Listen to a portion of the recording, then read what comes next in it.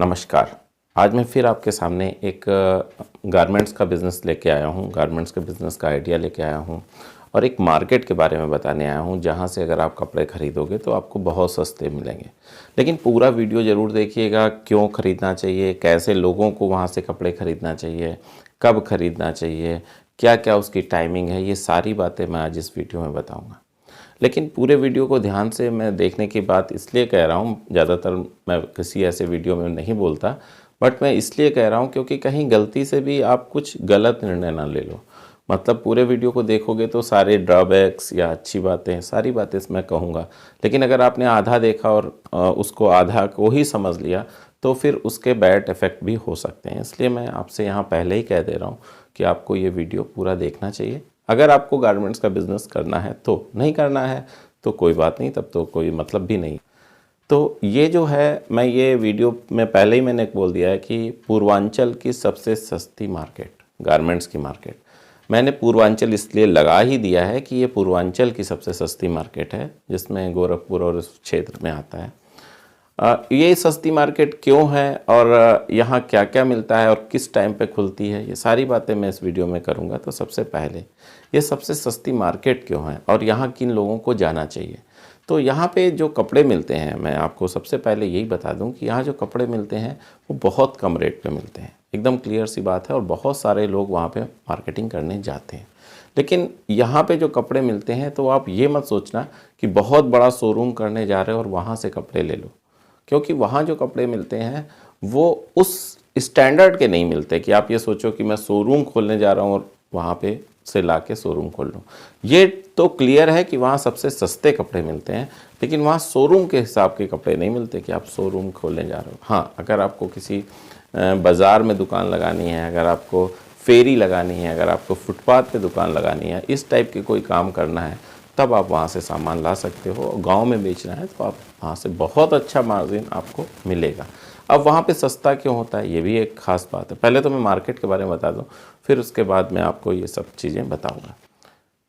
ये मार्केट जो है खलीलाबाद की मार्केट कही जाती है, बरदैया। इसका क्या है, सबसे इम्पॉर्टेंट चीज़ ये है कि इसके खुलने का टाइम क्या है वो जानना बहुत ज़रूरी है।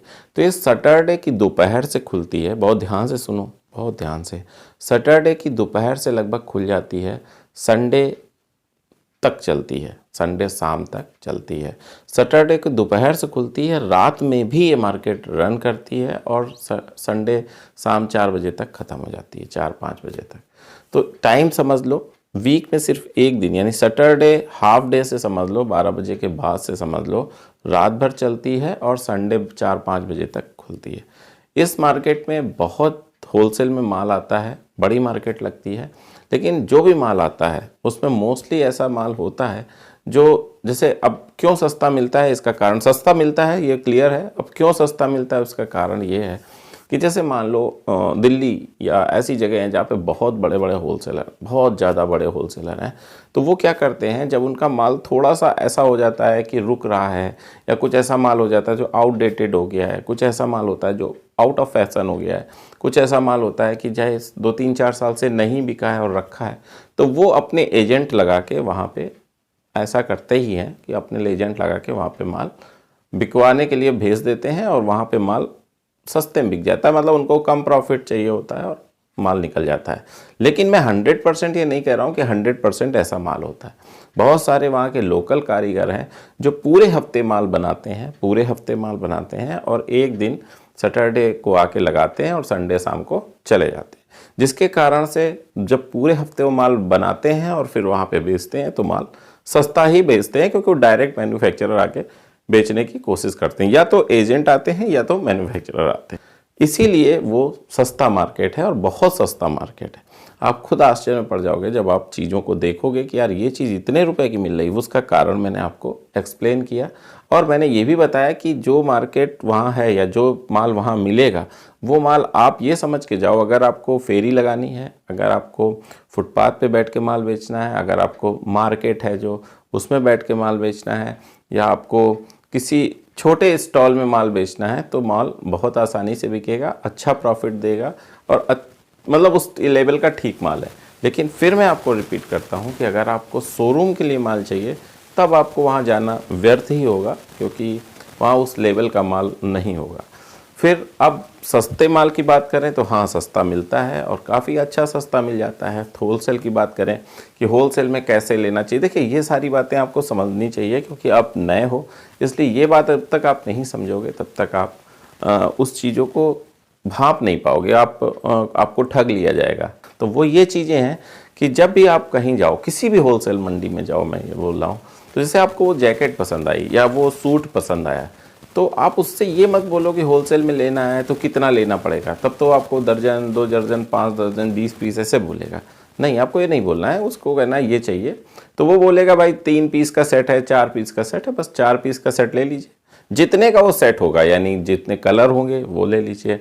अगर फ्री है, जैसे नाइटी लेने गए आप, तो मैक्सी जिसको बोलते हैं, आप लेने गए तो उसमें 4-5 कलर होंगे, बस वही कलर, क्योंकि फ्री साइज़ आता है, उसमें साइज़ का मतलब अलग अलग कैटेगरी नहीं होगी, वो सिर्फ कलर की कैटेगरी होगी। ऐसे ही सूट लेने गए, वो भी फ्री साइज़ आते हैं, तो वो भी कलर ही होंगे। जैसे मान लीजिए कि कोई सूट आपको पसंद है तो 5 कलर में हो, 3 कलर में हो, तो बस उतना लेना होता है। ये बात आप एकदम कंठस्थ कर लो। ये नहीं होता है कि 5,000 का माल लेना होगा, 10,000 का माल लेना होगा। ये सिर्फ यूट्यूब में होता है। क्यों होता है?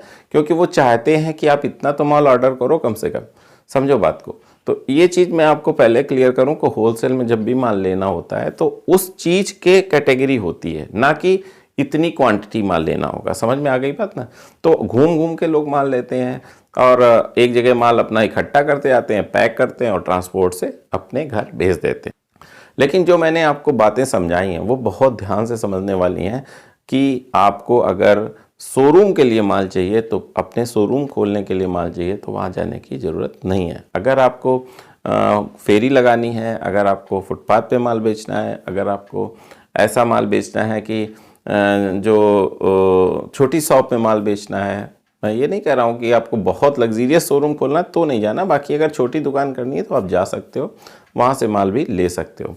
अगर आप इसके सराउंडिंग में कहीं आसपास रहते हो, 100, 200, 300 किलोमीटर, तो भी आप जा सकते हो। देखिए क्या होता है, गारमेंट्स के काम में बहुत ज़्यादा रेट में फ्लक्चुएशन नहीं होता है। अगर आप सही होलसेलर के पास पहुँचे, चाहे दिल्ली पहुँचो, चाहे बम्बई पहुँचो, चाहे कलकत्ता पहुँचो, चाहे जहाँ पहुँचो, बहुत ज़्यादा होलसेलर के दामों में, अगर एक्चुअल भी होलसेलर के पास आप पहुँचे हो तो दामों में बहुत ज़्यादा अंतर नहीं होता है। कोई 5 रुपये ज़्यादा बेच रहा होता है, कोई 10 रुपये सस्ता बेच रहा होता है, बस इतना अंतर है। लेकिन जिसके पास आप रहते हो, जैसे मान लो दिल्ली से 100-200 किलोमीटर रहते हो तो आपको दिल्ली जाना चाहिए। बम्बई के 100-200 किलोमीटर दूरी पर रहते हो तो आपको मुंबई जाना चाहिए। कलकत्ता से 100-200-300 किलोमीटर दूर तो आपको कलकत्ता जाना चाहिए। तो जिस घनी मार्केट, जैसे चेन्नई के आसपास रहते हो तो आपको चेन्नई जाना चाहिए। चेन्नई से दिल्ली नहीं जाना चाहिए, क्योंकि वो फिर घाटे का सौदा है। आपको दिल्ली से कलकत्ता नहीं जाना चाहिए। अगर आप दिल्ली के पास रह रहे हो, हरियाणा पे रह रहे हो, तो फिर आपको कलकत्ता नहीं जाना चाहिए। मैं इसलिए एक्सप्लेन कर रहा हूँ ये चीज़ें, क्योंकि बहुत सारे लोगों ने कमेंट्स किया कि सर मैं किस मार्केट में जाऊँ, दिल्ली जाऊँ, कलकत्ता जाऊँ, मुंबई जाऊँ। तो मैं ये एक्सप्लेन करना चाहता हूँ, जिसके पास आप रहते हो उस मार्केट में जाओ।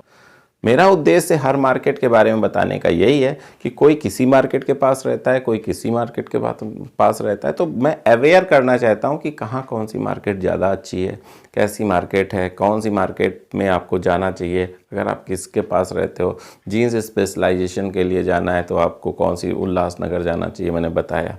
गाउन के लिए भी उल्लासनगर जा सकते हो, टैंक रोड जा सकते हो जीन्स के लिए अगर दिल्ली में हो, दिल्ली में तो गांधीनगर मार्केट जा सकते हो। तो ये सारी बातें मैंने जो आपको समझाई हैं, बताई हैं, ये सिर्फ इसलिए मैं बताता हूँ कि जो जिसके पास है वो उस मार्केट में जाए। कोशिश मैं यही करता हूँ कि आपको मोस्टली चीज़ें अवेयर कर दूँ, बता दूँ, हर चीज़ समझा दूँ, क्योंकि ऐसा मैं नहीं सोचता कि आपको वहाँ जाके नुकसान हो। तो इसलिए मैं सारी चीज़ें डिटेल में बताता हूँ और मैं चाहता हूं कि आपका भला हो, ताकि देश का भला हो, देश आगे जाए। अगर आपकी प्रति व्यक्ति आय बढ़ेगी तो देश की भी प्रति व्यक्ति आय बढ़ेगी और देश की इकोनॉमी सुदृढ़ होगी। बस इतना ही कोशिश है। अगले फिर किसी वीडियो में आपसे कुछ नई मार्केट, कोई नई जानकारी लेके आऊँगा। तब तक के लिए नमस्कार।